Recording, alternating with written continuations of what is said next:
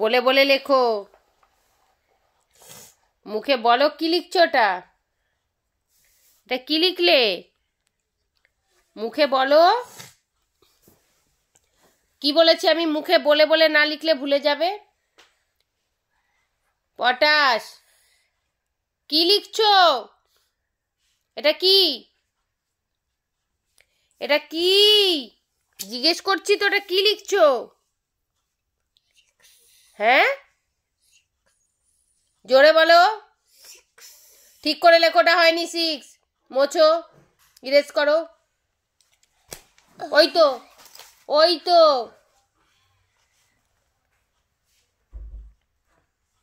আর মুখে জোরে জোরে আওয়াজ করে যেন আমি শুনি। বলছো আওয়াজ করো। পড়ার কথা বললে মুখটা পুরো সেই ইয়ের মতো হয়ে যায়।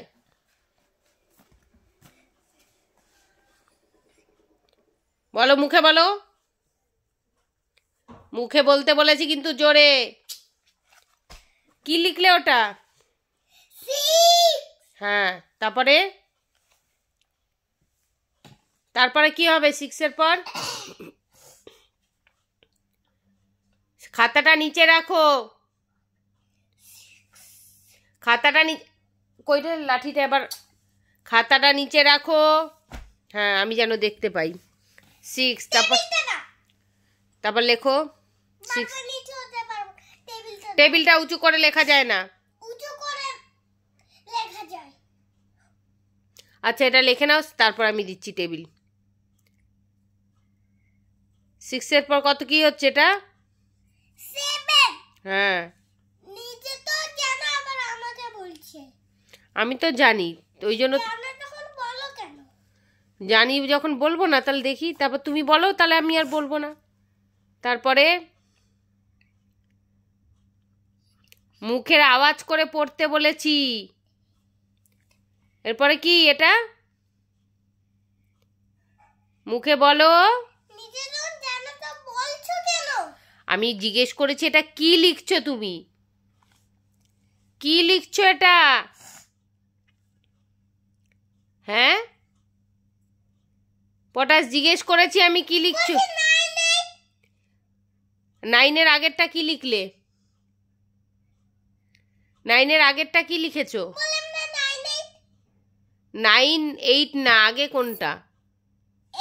হ্যাঁ, তারপরে তারপরে কি? পড়তে বসার কথা বললেই শুধু ইয়ে হয় না, মানে রেগে যাস, তারপরে মুখ কালো হয়ে যায়, আর মানে মাথা গরম হয়ে যায়। আর কার্টুন দেখার কথা বললে তখন তখন মনটা কেমন হয়? আয়লা ঝড়ের মতো একদম স্পিড বেড়ে যায়, তাই না? আবার খাতা নিচে রেখে বাবু হয়ে বসে আমি লিখতে বলেছি পটাশ। টেবিলটা তো দাও। ভালো না। 9 এর পর কত কত লিখেছো? নিজে জানো তো বারবার বলছো কেন? 9 এর পর লেখাটা আমি তো দেখতে পাচ্ছি না, নিচে নামাও খাতা। হ্যাঁ, 9, তারপরে কত হবে 9 এর পর?